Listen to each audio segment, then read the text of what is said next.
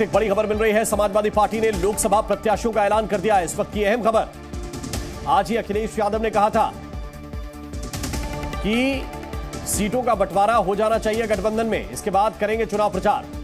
और इन सब के बीच समाजवादी पार्टी ने अपनी एक और लिस्ट जारी की है। जरा देखिए, तस्वीर भी इस वक्त आपको दिखा रहे हैं। समाजवादी पार्टी ने लोकसभा के प्रत्याशियों का ऐलान कर दिया है। मुजफ्फरनगर से हरेंद्र मलिक को टिकट दिया गया है। आंवला सीट से नीरज मौर्य को टिकट दिया गया है। शाहजहांपुर से राजेश कश्यप चुनाव लड़ेंगे।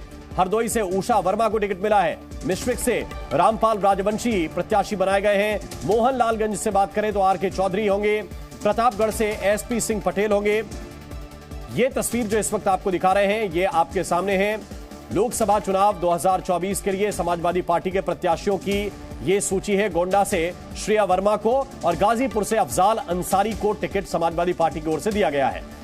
विशाल, इन सब के बीच की अखिलेश यादव और कांग्रेस पार्टी के बीच सीटों का बंटवारा हो, एक और लिस्ट है समाजवादी पार्टी की।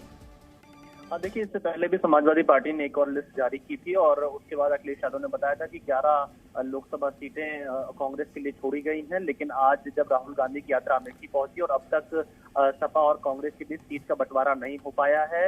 अखिलेश यादव ने आज बयान भी दिया था जिसमें कहा कि जब सीट का बंटवारा हो जाएगा तब वो राहुल की यात्रा में शामिल होंगे। लेकिन उससे पहले यहाँ पर 11 और लोकसभा सीटों पर समाजवादी पार्टी ने अपने प्रत्याशियों का ऐलान कर दिया है। गाजीपुर से मुख्तार अंसारी के भाई अफजाल अंसारी, जो कि मौजूदा सांसद हैं, उनको टिकट दिया गया है। गोंडा से बेनी प्रसाद वर्मा की पोती श्रेया वर्मा को समाजवादी पार्टी ने टिकट दिया है। जबकि मोहनलालगंज, जो कि लखनऊ जिले की सीट है, वहां पर उस लोकसभा सीट से आर.के. चौधरी को टिकट दिया है। इसके साथ अगर देखा जाए मुजफ्फरनगर, जहां पर लगातार कांग्रेस जिस सीट पर भी अपना दावा कर रही थी, वहां से हरेंद्र मलिक को समाजवादी पार्टी ने अपना प्रत्याशी बना दिया है। साथ ही शाहजहांपुर और आंवला लोकसभा सीट पर भी कांग्रेस अपनी दावेदारी कर रही थी, वहां पर भी सपा ने अपने प्रत्याशियों का ऐलान कर दिया है। तो अब देखना यह होगा कि आज जो अंतिम दौर की बातचीत समाजवादी पार्टी और कांग्रेस के बीच में सीट बंटवारे को लेकर चल रही है, उसका क्या नतीजा निकलता है। 15 सीटें समाजवादी पार्टी कांग्रेस को देने के लिए उत्तर प्रदेश में तैयार हुई है।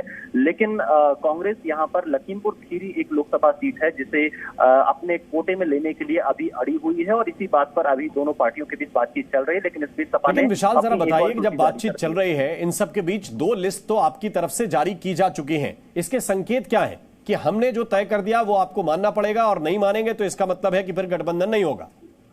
देखिए, उत्तर प्रदेश में अखिलेश यादव ये चाहते हैं कि समाजवादी पार्टी इंडिया गठबंधन को लीड करे और यही वजह है कि वो अखिलेश यादव अपनी तरफ से सीटों का ऑफर कांग्रेस को लगातार दे रहे हैं। इससे पहले अखिलेश यादव ने ट्वीट किया था जिसमें कहा था कि 11 सीटें कांग्रेस को दी जा रही हैं। हालांकि जब बातचीत कांग्रेस और सपा के बीच में शुरू हुई तो अब ये सिलसिला 15 सीटों तक पहुंच गया है। लेकिन ऐसा लगता है कि समाजवादी पार्टी ये चाहती है कि उत्तर प्रदेश में कांग्रेस लीड करते हुए ना दिखे, ये दिखे कि समाजवादी पार्टी ही यूपी में इस गठबंधन को लीड कर रही है। क्योंकि 24 के साथ साथ ये लड़ाई दोनों ही दलों के बीच अपने अपने वोट बैंक को लेकर भी है और 2027 की तैयारी को लेकर यहाँ सपा और कांग्रेस के बीच में ये तमाम। बिल्कुल विशाल, लेकिन जिस तरह आप बता रहे हैं कि 11 सीटें पहले ऑफर की गई थी, अब 15 तक पहुंच गई, इसमें एक समीकरण बीच में ये भी बदला कि आरएलडी के जयंत चौधरी के सुर बदले हैं बीच में, तो उनके खाते की जो 4-5 सीटें थी उन पर शायद समाजवादी पार्टी समझौता करे। लेकिन कांग्रेस के लिए क्या यह सिचुएशन ठीक होगी 15 सीट वाली? इस पर उहापोह की स्थिति,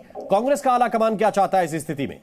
देखिए, जो सूत्रों ने जानकारी दी उसके मुताबिक कांग्रेस लगभग 20 सीटें उत्तर प्रदेश में समाजवादी पार्टी से मांग रही थी और इसके अलावा कुछ ऐसी सीटें थी जिन पर सपा पहले ही अपने प्रत्याशियों का ऐलान कर चुकी है, जैसे कि लखनऊ और लखीमपुर खीरी। इन सीटों को कांग्रेस अपने पाले में चाहती थी और इसके अलावा बाराबंकी सीट पीएल पुनिया के लिए कांग्रेस समाजवादी पार्टी से मांग रही थी। लेकिन सपा बाराबंकी सीट को देने के लिए तैयार नहीं दिखाई दे रही। तो कुछ सीटों को लेकर दोनों ही पार्टियों के बीच में अभी भी बातचीत चल रही है। लेकिन सपा ने अपनी सूची जारी कर यह संदेश दिया है कि कांग्रेस की शर्तों पर नहीं बल्कि उत्तर प्रदेश में अगर गठबंधन होगा तो समाजवादी पार्टी की शर्तों पर होगा। और इसीलिए अखिलेश यादव अभी तक राहुल गांधी की भारत जोड़ो न्याय यात्रा में शामिल नहीं हुए, जो कि वाराणसी से शुरू हुई थी, प्रयागराज होते हुए आज अमेठी पहुंचे। लेकिन अखिलेश अभी भी राहुल की यात्रा से ठीक है। बहुत बहुत शुक्रिया, बहुत बहुत धन्यवाद विशाल आपका इस पूरे अपडेट के लिए।